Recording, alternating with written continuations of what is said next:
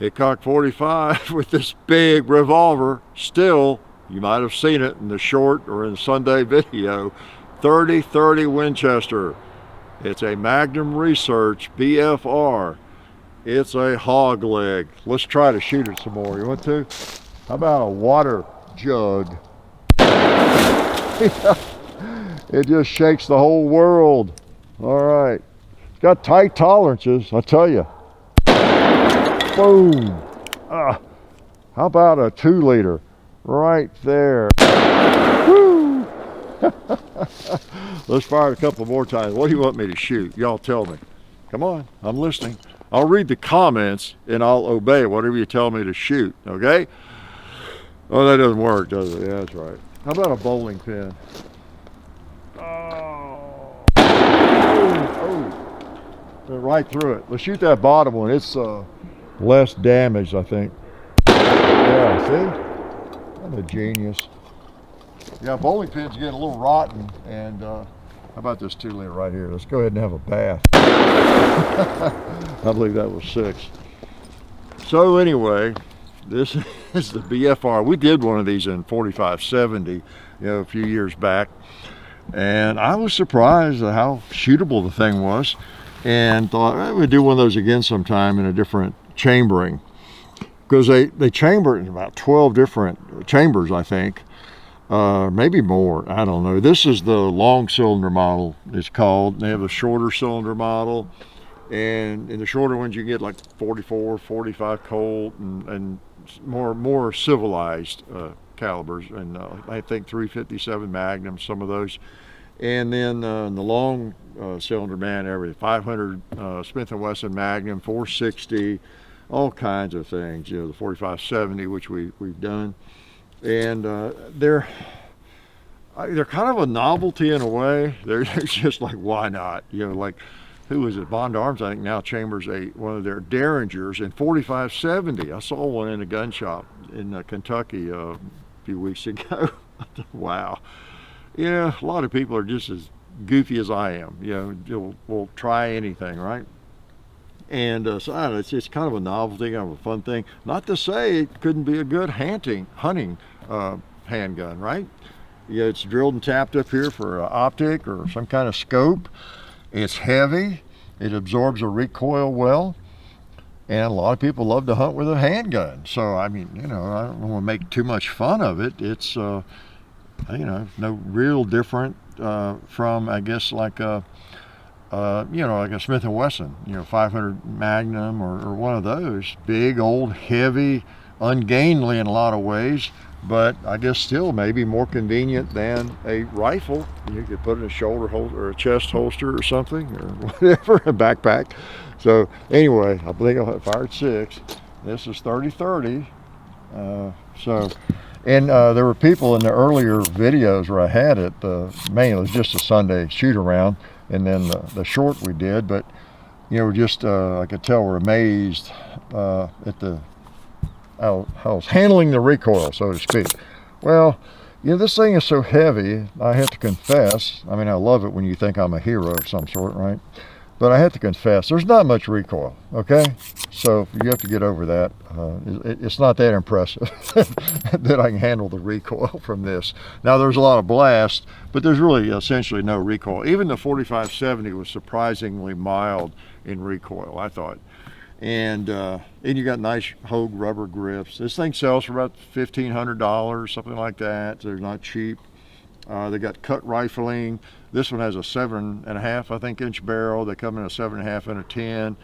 Give you some of the specs. I was going to weigh it. I forget what it weighs. I'd guess 5 pounds at least. And they're built like a single action. You loosen that screw, which I've done once. Hoping I'll do it today in the video. And took it apart. I will say it has tight tolerances. The earlier time, we've shot it about 3 different times now. Just 6, 12, maybe 18 rounds, and it gets, after firing it, it didn't do too bad there, did it? But it gets not hung up, but tight, hard to turn the cylinder. The tolerances seem really, really tight. and when the case swells a little bit, or maybe that primer, if it backs out at all, you know, I've had a couple of times where it was hard to turn the cylinder. So just, you know, in the interest of letting you know the real deal here, in fact, that's why I've got my battle saw ready to go. I'm going to try to soak her down. I got brushes out here. I want to get, you know, at least, I don't know, 18 shots, something like that. And I'm loading 6. It's like a new Ruger action. You open up the loading gate and the cylinder turns free. You don't have to do the half cock. So it's a new action, which is safer to have 6 in the cylinder. Okay, now I normally don't do that anyway. I've talked about that just out of habit, but this is kind of a weird, different sort of firearm. So anyway, description, let's see, let's try some core lock. Okay, that was some old Winchester, and I got some Federal and whatever. I'm not going to shoot this thing 100 times. Shooting 30-30 out of a handgun just seems a little strange, but you know, that's the shooting world, isn't it? Somebody will buy it. And I know a lot of you are thinking, oh yeah, what sucker would buy something so stupid? Well, you know, shooting is supposed to be fun. It's a hobby. Everything doesn't have to have a purpose. Well, they have a purpose. The purpose is just fun, maybe, right?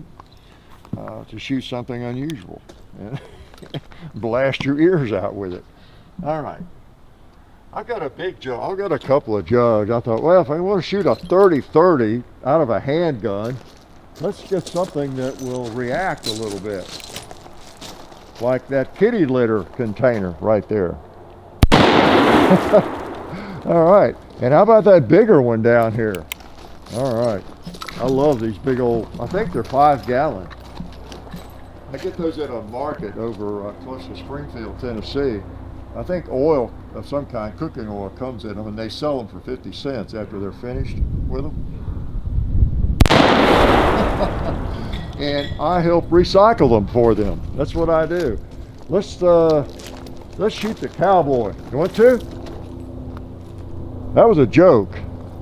You would not want to shoot a piece of steel with a 30-30 from about 10 yards, okay? You would not want to do that. Unless it's going to go through it, like that beer keg there or something. All right, there's a helicopter. We'll try not to shoot in his direction. Let's take out a 2-liter. I have a feeling it will blow it up. Man, will it? How about this one? What am I doing down here? I don't know. Just felt like walking around a little bit. And to prove it's a 30-30, let's shoot the, I'll shoot the propane container there, and you'll see it will go right through it. Yeah. So, not too risky when you're shooting something really powerful, because it will penetrate. I believe that was 6, wasn't it? This is a chunk. It really is. I recommend everybody pick one of these up just to have around. Get you a good shoulder holster. Yeah, well, I guess I lied to you. It seems to be doing fine now. Maybe it's loosening up a little bit.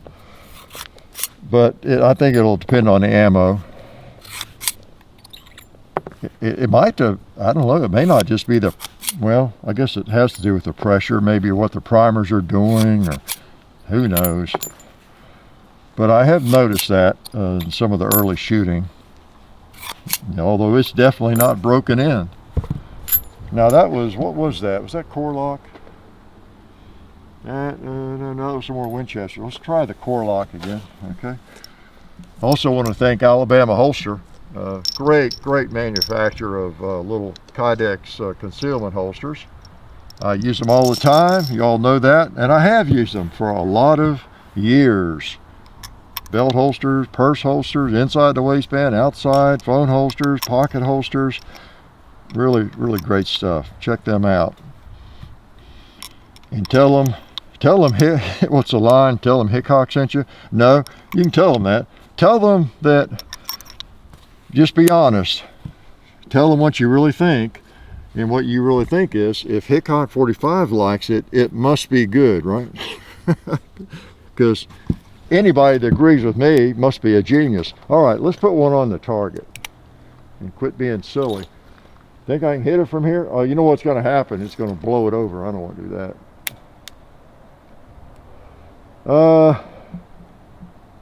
Did I load 6 or did I load 5? I'll just make sure it's not a hang fire. I thought I put one. Maybe it's just my force of habit. I'll bet I loaded 5, which no, I didn't either. I loaded 6. So that should be long enough. All right, we'll try it again. That will be about the 6th round. All right, 2 liter. Well, I know you're going to be mad if I don't try one on the gong, aren't you? 30-30 shouldn't damage it too much. All right. God damn, I hear him ringing. Let's try him again. All right. Let's try that ram on the left over there. All right. How about the red plate on the left? Are y'all counting my rounds? I think this might be the 6th one that didn't fire.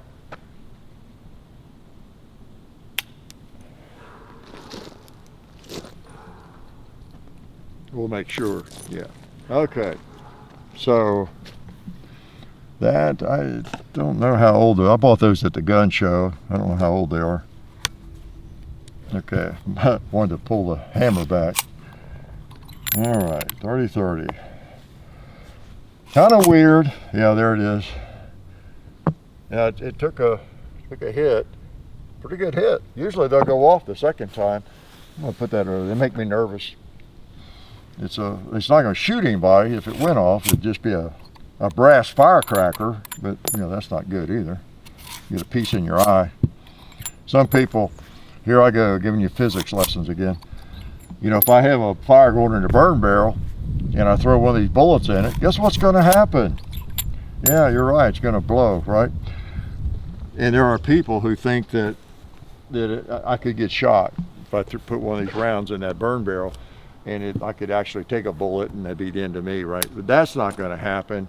But now it is like a firecracker. You think about the physics of it, it's not contained in anything. So the bullet's just gonna stay there and the brass is just gonna blow. So, you know, you don't want a brass firecracker going off too close to you. No, let's load it up again. It's kind of awkward to use. I tried to hit that one again with a primer, but that was twice, didn't fire it. So I got this at the gun show. I don't know how old it is, so we don't know. Okay, I'll load it up one more time. Anything I forgot to tell you about it, price-wise? You know, again, this is what I get confused about who owns what and everything, but it's Firearms is, I think, the overall, maybe not the overall umbrella, I don't know. It's Magnum Research, Desert Eagle, Thompson, I think. And I mean, they all are kind of part of the same conglomerate, you know. And I see these things at the NRA meeting and around, and I look at them and just amazed by them. And I was impressed to see that Bud's had one in 30-30, and it had kind of been in the back of my mind, we ought to do one of these in a different chambering since we've already done the 45-70. And I might do another one sometime. They're just kind of interesting to play with, something different, okay? And again, you'll be surprised, pleasantly surprised, how little they recoil, at least with this chambering. Now, if you go 500, a really hot 500 Smith & Wesson Magnum or 460 or something, yeah, it might hurt. It might hurt. So I never did get one on target, did I, on paper? That's where we had the click when we wanted to bang. I need to move over a little bit. Yeah, let's make sure I don't hit some steel over there. Boom, all right. Look at that accuracy. Almost on the X. So, what do we got left? I know, we've got smoked pot. Gotta do that. Try not to hit him too low.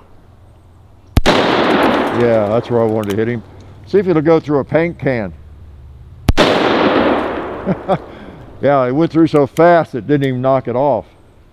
I bet it'll knock a bowling pin off. Yeah, what did I tell you? What am I missing? Let's finish off that paint can. All right.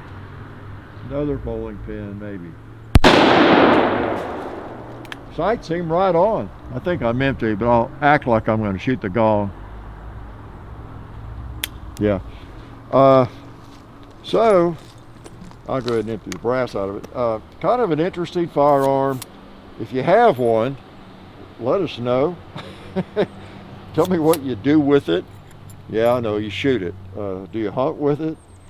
Do you have it just because it's cool, you know, kind of a cool revolver? Has incredible power and all that sort of thing.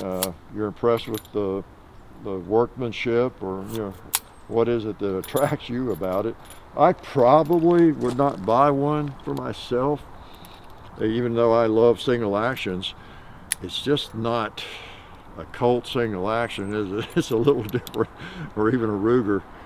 But you know, they seem to be well made.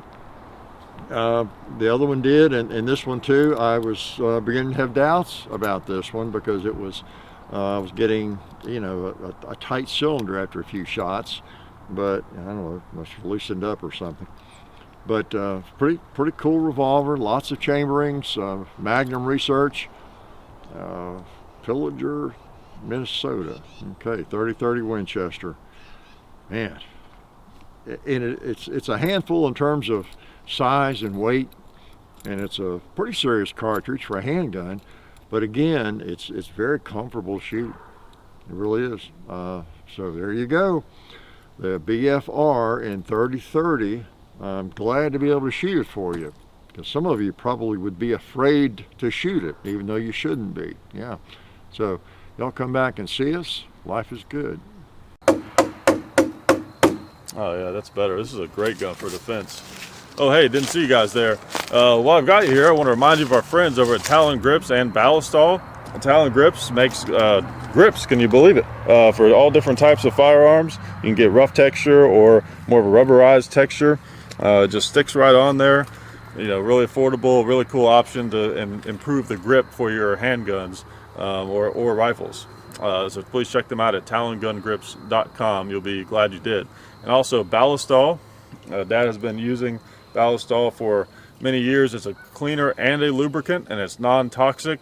It works really great, and we're happy to have them on board since it's been a part of our shooting endeavor for a very long time. So go to ballistol.com, talongungrips.com. And also, while you're out there, I'm juggling all these things here. Also, while you're on the internet, please do check out our other social media like Hickok45 on Facebook. There's also Hickok45 on Twitter, The Real Hickok45 on Instagram. There's a John_Hickok45 on Instagram where I do some things. There's Hickok45.com. You can find us also on Gunstreamer. So check out all that stuff and then watch more videos.